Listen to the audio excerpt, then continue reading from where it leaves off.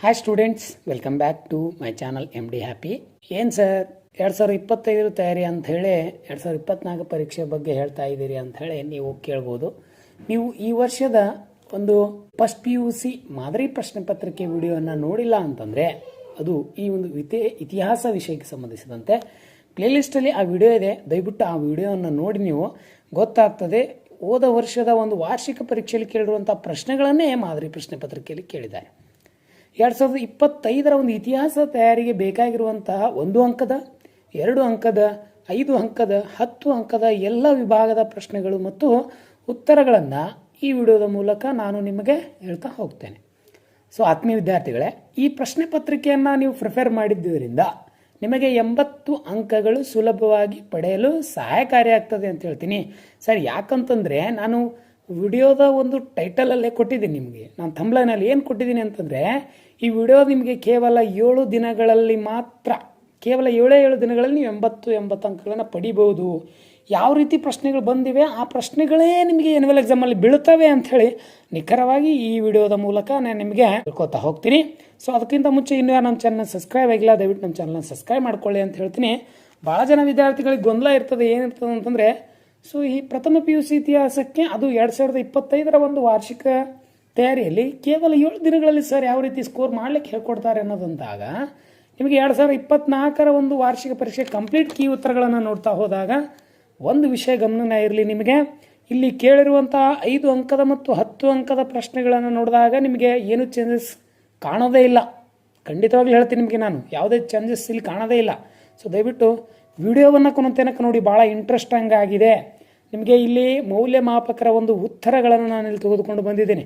So ಪ್ರಥಮ PUC ವಿದ್ಯಾರ್ಥಿಗಳು ಸ್ವಲ್ಪ ಗಮನವಿಟ್ಟು ಈ ವಿಡಿಯೋನ ನೋಡಿದ್ರೆ ನಿಮಗೆ 7 ದಿನ ಬೇಡ, 5 ದಿನದಲ್ಲಿ ನೀವು ಏನಪ್ಪ ಅಂತಂದ್ರೆ ಉತ್ತರವನ್ನು ಪಡಿತೀರಿ, 80ಕ್ಕೆ 80 ಸ್ಕೋರ್ ಮಾಡ್ತೀರಿ ಅಂತ ಹೇಳ್ತೀನಿ. ಬನ್ನಿ ವಿಡಿಯೋವನ್ನು ಕೊನೆ ತನಕ ನೋಡಿ. ಆದಷ್ಟು ಬೇಗ ನಿಮ್ಮ ಸ್ನೇಹಿತರು ಸಹ ವಿಡಿಯೋವನ್ನು ಶೇರ್ ಮಾಡಿ ಅಂತ ಹೇಳ್ತೀನಿ. ಸೊ ಪ್ರಶ್ನೆಗಳನ್ನು ನೋಡ್ತಾ ಹೋಗಿ, ನೀವು ಯಾವ ರೀತಿ ಪ್ರಶ್ನೆಗಳನ್ನು ಇಲ್ಲಿ ಕೇಳಿದ್ದಾರೆ ಅಂತ ಹೇಳಿ ಅವುಗಳನ್ನು ಉತ್ತರವನ್ನು ನಾನು ಹಿಂಗೆ ಕೊಡ್ಕೋತಾ ಹೋಗ್ತೀನಿ. ನಿಮಗೆ ಕೊಟ್ಟಿರುವ ಉತ್ತರಗಳಲ್ಲಿ ಸರಿಯಾದದನ್ನು ಆರಿಸಿ ಬರಿಬೇಕು ನೀವು. ಹಿಸ್ಟರಿ ಪದವು ಯಾವ ಭಾಷೆಯಿಂದ ಬಂದಿದೆ?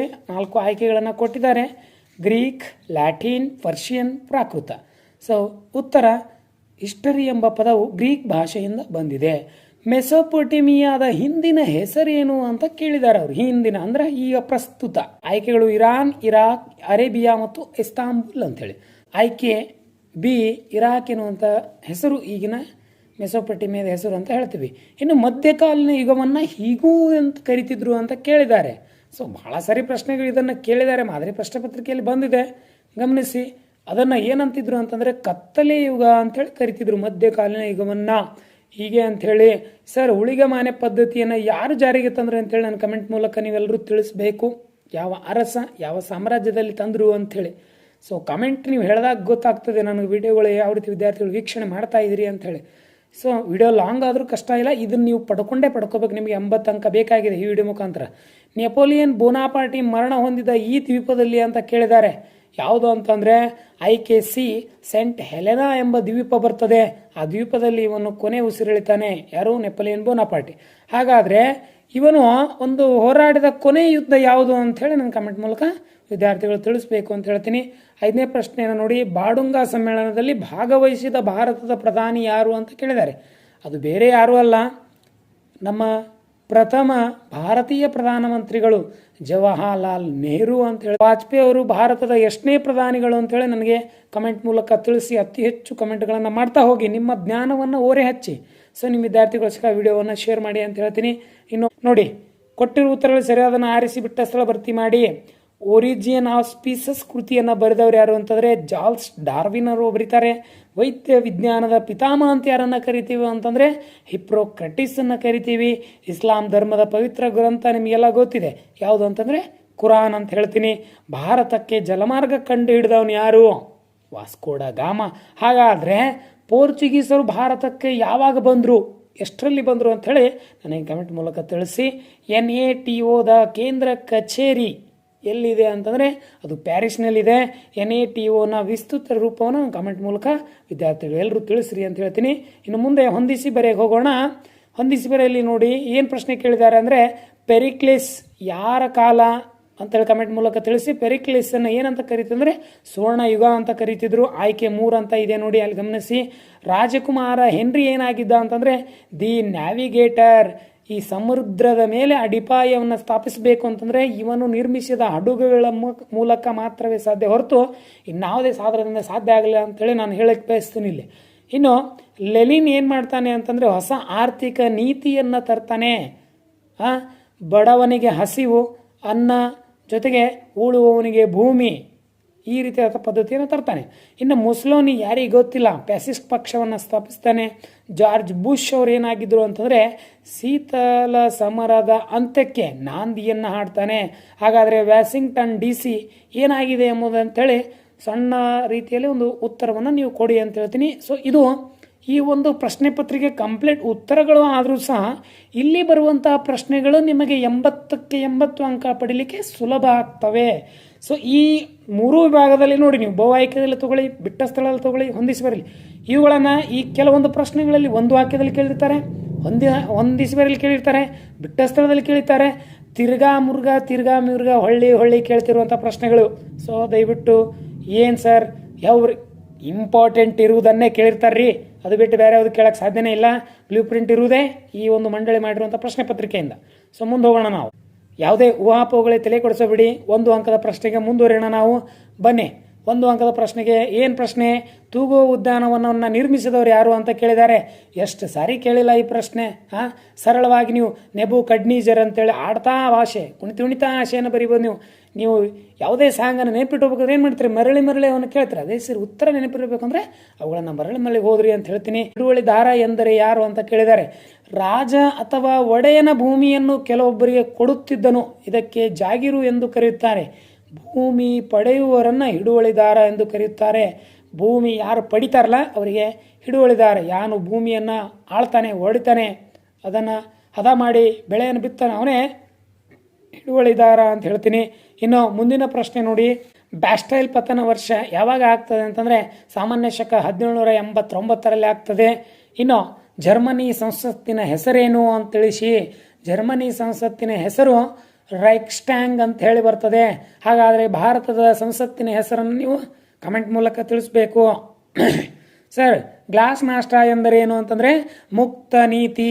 ಈ ಕೊಟ್ಟಂಥ 5 ಪ್ರಶ್ನೆಗಳು ನಿಮಗೆ ಎನ್ಯುವಲ್ ಎಕ್ಸಾಮ್ನಲ್ಲಿ ನಾಳೆ 2025ಕ್ಕೆ ಬಿಟ್ಟ ಸ್ಥಳದಲ್ಲಿ ಬರ್ತವೆ, ಇಲ್ಲ ಬಹುಆಯ್ಕೆಯಲ್ಲಿ ಬರ್ತವೆ, ಇಲ್ಲ ಹೊಂದಿಸುವಲ್ಲಿ ಬರ್ತವೆ. ನೋಡಿ, ನಿಮ್ಮ ಅನಿಸಿಕೆಗಳನ್ನು ಕಮೆಂಟ್ ಮೂಲಕ ತಿಳಿಸಿ. ಸರ್ ಈ ರೀತಿ ಬೇಕಾಗಿದೆ, ಮಾಡೋಣ ನಾವು. ಆದರೆ ಸುಮ್ಮನೆ ಏನೋ ಹೇಳಿ ಹಂಗಾಯ್ತು ಹಿಂಗಾಯ್ತು ಹೇಳೋಣ ಹೂವು ಬೇಡ. ಮಕ್ಕಳಿಗೆ ಸರಿಯಾದ ದಾರಿಯಲ್ಲಿ ನಡೆಸೋದು ನಮ್ಮ ಉದ್ದೇಶ ಅಂತ ಹೇಳ್ತೀನಿ. ಇನ್ನು ಭಾಗ ಬಿಗೆ ಬರೋಣ. ಭಾಗ ಬಿ ನೋಡಿ, ಕೆಳಗಿನ ಯಾವುದಾದ್ರೂ 8 ಪ್ರಶ್ನೆಗಳಿಗೆ ಪ್ರತಿಯೊಂದಕ್ಕೂ 2 ಪದ ಅಥವಾ 2 ವಾಕ್ಯಗಳಲ್ಲಿ ಉತ್ತರಿಸಬೇಕು. ನೋಡಿ ಭಾಳ ಸರಳ ಆಗಿದೆ. ಇತಿಹಾಸ ಯಾವುದಾದ್ರೂ 2 ವೃತ್ತಿಪರ ಉಪಯೋಗಗಳು.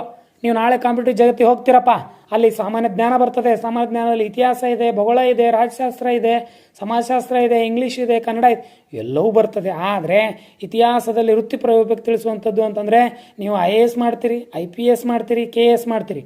ಅದಕ್ಕೆ ಬೇಕಾಗಿರುವಂಥ 2 ವೃತ್ತಿಪರ ಉಪಯೋಗಗಳು ಅಂತ ಹೇಳ್ತೀನಿ.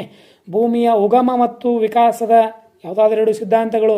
ಒಂದು ಮಿಡಿತ ಸಿದ್ಧಾಂತ, ಮಹಾಸ್ಫೋಟ ಸಿದ್ಧಾಂತ, ಸ್ಥಿರಭೂಮಿ ಸಿದ್ಧಾಂತ. ಈ 3ರಲ್ಲಿ 2 ನೀವು ಅಲ್ಲಿ ಬರೀರಿ. ಇನ್ನು ಜಸ್ ಜೆಂಟಿಯಂ ಎಂದರೇನು ಅಂತಂದರೆ ಇದು ರೋಮ್ನಲ್ಲಿದೆ, ಹೌದಾ? ವಿದೇಶಿಯರಿಗೆ ಪೌರತ್ವವಿಲ್ಲದವರಿಗೆ ಅನ್ವಯಿಸುವ ಜಸ್ಟಿಯನ್ ರಾಜ ಅಂತ ಹೇಳ್ತೀವಿ ನಾವು ಇದನ್ನು. ಅಂದರೆ ಜಸ್ ಜೆಂಟಿಯಂ ಅಂದರೆ ಅಲ್ಲಿ ಪೌರತ್ವದ ಒಂದು ಕಾಯ್ದೆ. ಇದು ಯೇಸುವಿನ ಪುನರುತ್ಥಾನ ಅಂತ ಕೇಳಿದ್ದಾರೆ. ಇದು ಯೇಸುವನ್ನ ಶಿಲುಬೆಗೇರಿದ 3ನೇ ದಿನ ತನ್ನ 12 ಜನ ಶಿಷ್ಯರನ್ನ ರವಿವಾರದಂದು ಕಂಡನ್ನು. ಇದಕ್ಕೇನಂತ ಹೇಳ್ತೀವಿ ನಾವು ಅಂದರೆ ಯೇಸು ಪುನರುತ್ಥಾನ ಅಂದರೆ ಆ ಒಂದು 8 ಶಿಷ್ಯರಿಗೆ ಅವನು ಕಾಣ್ತಾನೆ, ಅದಕ್ಕೆ ಅವನ ಪುನರುತ್ಥಾನ ಅಂತ ಕರೀತಾರೆ. ಇನ್ನು ಮುಂದೆ ನೋಡ್ರಿ ಪ್ರಶ್ನೆ ಹೆಂಗೆ ಕೇಳಿದ್ದಾರೆ. ವಿಶ್ವವನ್ನ ಪ್ರದಕ್ಷಿಣೆ ಹಾಕಿದ ಮೊದಲ ಹಡಗು ಯಾವುದು ಮತ್ತು ಆ ನೌಕೆಯಾನದ ನಾಯಕನ ಯಾರು? ನಿಮಗೆಲ್ಲ ಗೊತ್ತೇ ಇದೆ. ಆ ಹಡಗು ವಿಕ್ಟೋರಿಯಾ, ಫರ್ಡಿನಾಂಡ್ ಮೆಗಲನ್ ಅಂತ ಹೇಳ್ತೀವಿ. ಆ ಒಂದು ನೌಕೆ ಎಲ್ಲಿ ಯುರೋಪ್ ಕಂಟ್ರಿಯನ್ನು ಬಿಟ್ಟು ಎಲ್ಲವನ್ನ ಸುತ್ತಿ ಮರಳಿ ಅಲ್ಲಿಗೆ ಬರ್ತದಲ್ಲ. ಇನ್ನು ಮುಂದೆ ನೋಡಿ, ಕ್ರೈಸ್ತ ಧರ್ಮದ 2 ಪಂಗಗಳು. ಒಂದು ಏನು ರೋಮನ್ ಕ್ಯಾಥೋಲಿಕ್ ಅಂತ ಹೇಳ್ತೀವಿ, ಇನ್ನೊಂದು ಪ್ರೊಟಿಸ್ಟಂಟ್ ಅಂತ ಹೇಳ್ತೀವಿ. 2 ಪಂಗಡಗಳಲ್ಲಿ ನಾವು ಕಳ್ತೀವಿ. ಟೆನಿಸ್ ಕೋರ್ಟ್ ಪ್ರತಿಜ್ಞೆ ಎಂದರೇನು? ಟೆನಿಸ್ ಕೋರ್ಟ್ ಅಂದರೆ ಫ್ರಾನ್ಸಿನ ಕ್ರಾಂತಿಯಲ್ಲಿ ಸ್ವತಂತ್ರ ಹೋರಾಟಗಾರರು ಸಭೆಗೆ ಹಾಜರಾಗದೆ ತಮಗೆ ಪ್ರಾತಿನಿಧ್ಯ ದೊರೆಯಬೇಕೆಂದು ಪ್ರಮಾಣ. ಟೆನಿಸ್ ಕೋರ್ಟ್ ಅನ್ನು ಕರಿತೀವಿ ಅದನ್ನು. ಈ ನೆಪೋಲಿಯನ್ ಬೋನಾಪಾರ್ಟಿ ತಂದೆ ತಾಯಿ ಯಾರು ಅಂತ ಕೇಳಿದಾರೆ ನೋಡ್ರಿ. ಮೊನ್ನೆ ಏನು ಕೇಳಿದ್ರು ಅಂದ್ರೆ ನೆಪೋಲಿಯನ್ ಬೋನಾಪಾರ್ಟಿ ಕೊನೆ ಯುದ್ಧ ಕೇಳಿದ್ರು. ಇದೇ ಇವತ್ತಿನ ದಿನ ಏನು ಕೇಳಿದ್ದಾರೆ, ನೆಪೋಲಿಯನ್ ಪಾರ್ಟಿ ಎಲ್ಲಿ ಸತ್ತ ಅಂತ ಕೇಳಿದ್ದಾರೆ. ಇನ್ನೊಂದು ಪ್ರಶ್ನೆ ಅವನ ತಂದೆ ತಾಯಿ ಯಾರು ಅಂತ ಕೇಳಿದ್ದಾರೆ. ಯಾವ ರೀತಿ ಆದರೂ ಪ್ರಶ್ನೆ ಕೇಳ್ತಾರೆ. ಸೊ ನಿಮಗೆ 80 ಅಂಕ ಬೇಕು, ಓದ್ಕೋಬೇಕು. ಇವುಗಳನ್ನು ಪಾಯಿಂಟ್ ಔಟ್ ಮಾಡ್ಕೊಡ್ರಿ. ಅವರ ತಂದೆ ತಾಯಿಗಳ ಹೆಸರು ನೋಡಿ, ನೆಪೋಲಿಯನ್ ಬೋನಾಪಾರ್ಟಿ ತಂದೆ ಹೆಸರು ಕೌಂಟ್ ಚಾರ್ಲ್ಸ್ ಬೋನಾಪಾರ್ಟಿ, ತಾಯಿ ಹೆಸರು ಕೌಂಟಿಸ್ ಲಿಟಿಸಿಯಾ ರೊಮಾಲಿಯಾ ಅಂತ ಹೇಳಿ. ಇನ್ನು 25ನೇ ಪ್ರಶ್ನೆ ಬರ್ತೀನಿ ನಾನು. ಆಕ್ಸಿಸ್ ಬಣ್ಣದ ಯಾವುದಾದ್ರು 2 ರಾಷ್ಟ್ರಗಳನ್ನು ಬರೆಸಿ. ರೋಮ್ ಮತ್ತು ಬರ್ಲಿನ್, ಟೋಕಿಯೋ ಯಾವುದಾದ್ರು 2 ಬರೀರಿ. ಸರ್ ಎಷ್ಟು ಬರೀಬೇಕು ಅಂತಂದರೆ 8 ಪ್ರಶ್ನೆಗಳು ಬರೀಬೇಕು ನೀವು. ಇಲ್ಲಿ ಮಿನಿಮಮ್ ನಿಮಗೆ ಎಷ್ಟು ಕೊಟ್ಟಿರ್ತಾರೆ ಪ್ರಶ್ನೆಗಳು, 9 ಪ್ರಶ್ನೆಗಳು ಕೊಟ್ಟಿರ್ತಾರೆ. ಅದರಲ್ಲಿ 1 ಬಿಟ್ಟು 8 ಬರೀಬೇಕು. ಇನ್ನು ಮುಂದೆ ಬರ್ತೀನಿ ನಾನು. ಕೊನೆಯ ಪ್ರಶ್ನೆ, ಸಿಯಾಟೋದ ಯಾವುದಾದ್ರು 2 ಸದಸ್ಯ ರಾಷ್ಟ್ರಗಳು ಅಂತಂದರೆ England, America, France, Austria. Sir ಇಷ್ಟೆಲ್ಲ ಓದಬೇಕಾ ನಾವು ಅಂಬ ಪ್ರಶ್ನೆ ನಿಮ್ಗೆ ಬರ್ಬೋದು. ಓದಲೇಬೇಕ್ರಿ. ಯಾಕಂತಂದರೆ ನಿಮ್ಮ ಕನಸು ಕಂಡಿರ್ತಾರೆ ನಿಮ್ಮ ತಂದೆ ತಾಯಿಗಳು, ನೀವು ಒಂದು ಕನಸನ್ನು ಕಟ್ಟಿರ್ತೀರಿ. ಆ ಕನಸು ನನಸಾಗಬೇಕು ಅಂತಂದರೆ ಈ ಜಗತ್ತು ಭಾಳ ಸರಳ ಅಲ್ಲ. ನಿಮಗೆ ಹೆಜ್ಜೆ ಹೆಜ್ಜೆಗೆ ತುಳಿತಾ ಹೋಗ್ತದೆ. ದಯವಿಟ್ಟು ಹೇಳ್ತೀನಿ ವಿದ್ಯಾರ್ಥಿಗಳೇ, ನೀವು ತುಳಿಸ್ಕೋಬಾರ್ದು ಅಂತಂದರೆ, ನೀವು ಒಂದು ಮಟ್ಟಕ್ಕೆ ಬೆಳಿಬೇಕು ಅಂತಂದರೆ ನಿಮಗೆ ಛಲ ಇರಬೇಕು, ಬಲ ಇರಬೇಕು. ಆರ್ಟ್ಸ್ ವಿದ್ಯಾರ್ಥಿಗಳು ಅಷ್ಟೊಂದು ಕೀಳಾಗಿ ಅಂತ ಕಾಣಬಾರ್ದು. ಯಾರ್ಯಾರೋ ಏನೇನೋ ಸಾಧನೆ ಮಾಡಿದ್ದಾರೆ, ನಮಗೇನಾಗಬೇಕಾಗಿದೆ, ನಮ್ಮದೊಂದು ಗುರಿ ಇದೆ, ಸಣ್ಣ ಗುರಿ, ಅದನ್ನು ತಲುಪಬೇಕಂತಂದರೆ ಒಂದು ಒಳ್ಳೆ ಕೆಲಸ ಮಾಡೋಣ ಅಂತ ಹೇಳ್ತೀನಿ. ಬನ್ನಿ ಭಾಗ ಸಿಗೆ ಹೋಗೋಣ.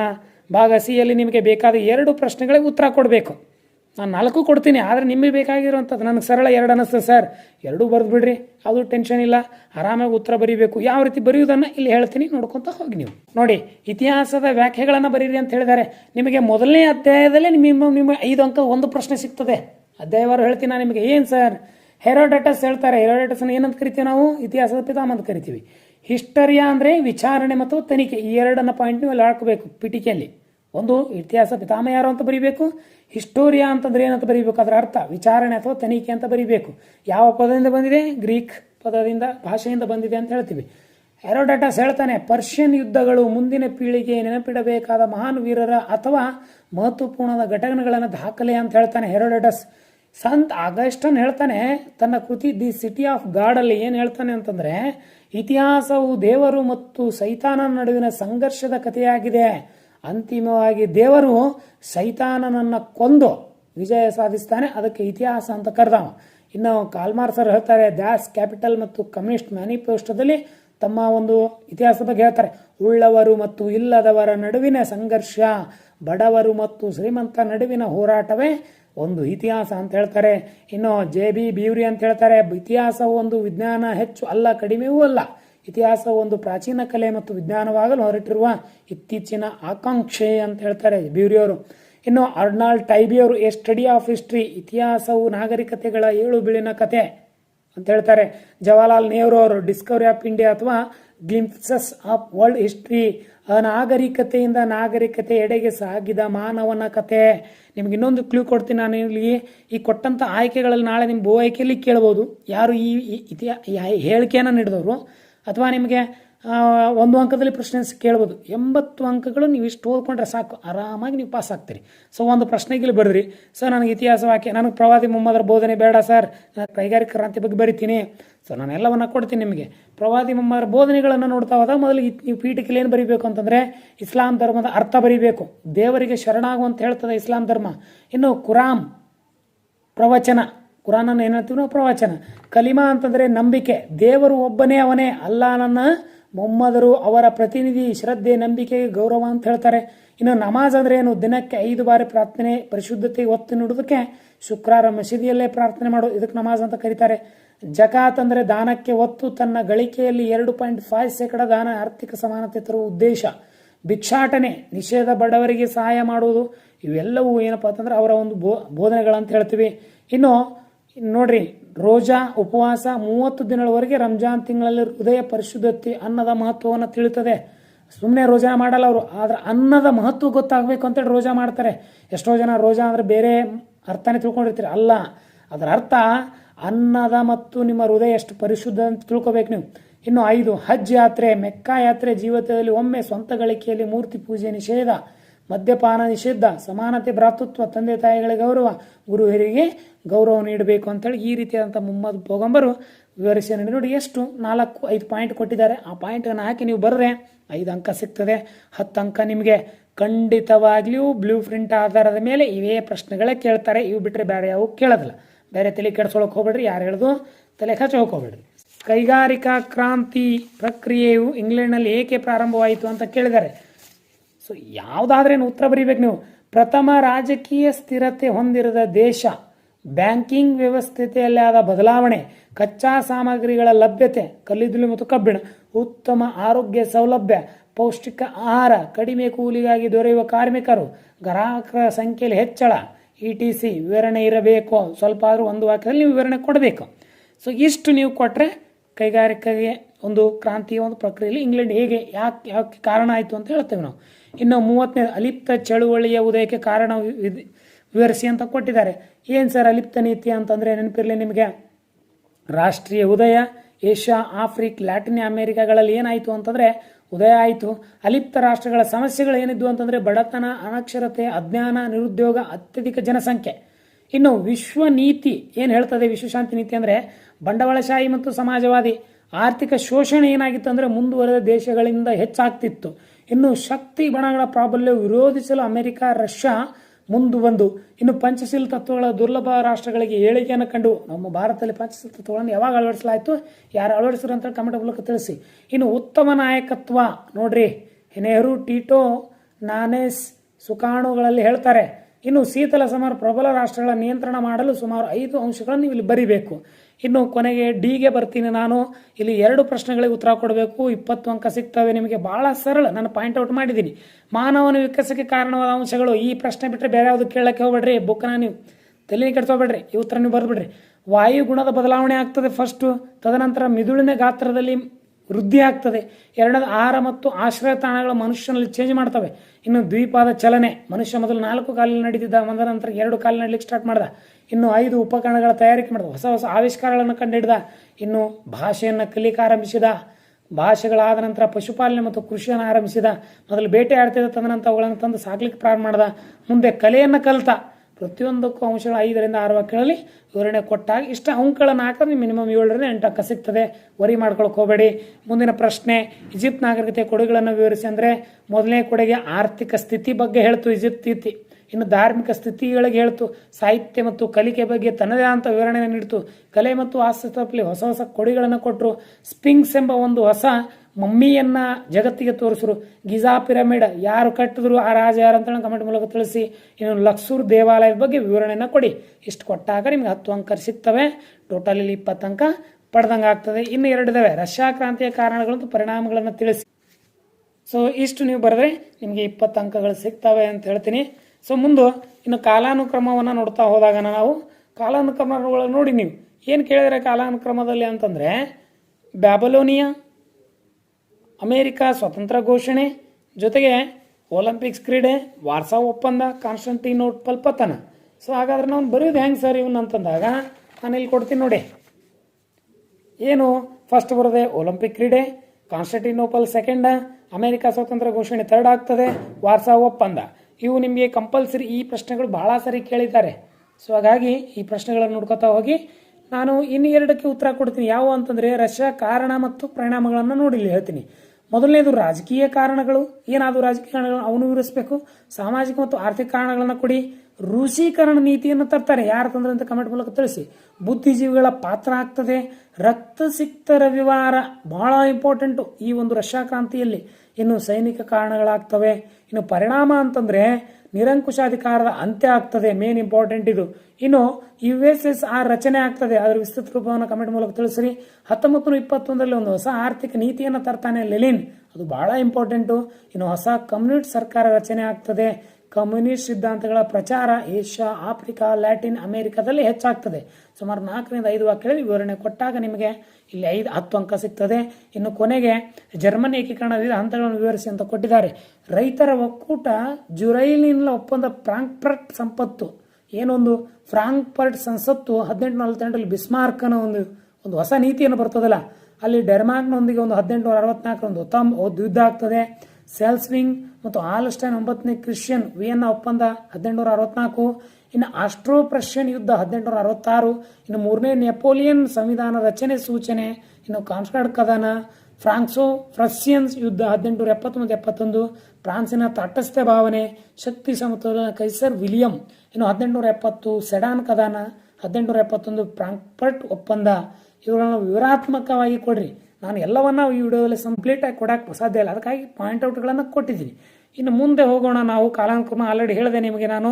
ಇನ್ನು ಸೂಚನೆ ಅನುಸಾರ ಕೆಳಗಿನ ಪ್ರಶ್ನೆಗಳಿಗೆ ನೀವು ನಕ್ಷೆ ಕೊಟ್ಟಿರ್ತಾರೆ. ಆ ನಕ್ಷೆಗಳಲ್ಲಿ 5 ಸ್ಥಳವನ್ನು ಗುರುತಿಸಿ 5ಕ್ಕೆ ವಿವರಣೆಯನ್ನು ಕೊಡಿ. ನಾನು ನಕ್ಷೆಯನ್ನು ಇಲ್ಲಿ ಕೊಟ್ಟಿದ್ದೀನಿ ನೋಡಿ. ಯಾವ ಪ್ರದೇಶಗಳು? Babylonia, Venice, Mecca, Cape of good hope ಇನ್ನು ಮತ್ತು ಲಂಡನ್, ನ್ಯೂಯಾರ್ಕ್, ನಾಗಾಸಾಕಿ, ಜಿನಿವಾ. ಒಟ್ಟು 5 ಪ್ರದೇಶಗಳನ್ನು ನೀವು ಇಲ್ಲಿ ಗುರುತಿಸಬೇಕು. ನಾನು ಗುರುತಿಸಿದ್ದೀನಿ, ಸೊ ಅವೆಲ್ಲ ಬರೆದಿದ್ದೀನಿ. ಅವುಗಳನ್ನು ನೋಡ್ಕೊತ ಹೋಗಿ ಅದರ ವಿವರಣೆಗಳನ್ನು ಇಲ್ಲಿ ಕೊಟ್ಟಿದ್ದೀನಿ. ಸ್ವಲ್ಪ ಅವನು ಗಮನಿಸಿ. ಏನು ಫಸ್ಟು ಏನು ಕೇಳಿದ್ದಾರೆ ಅಂತಂದರೆ,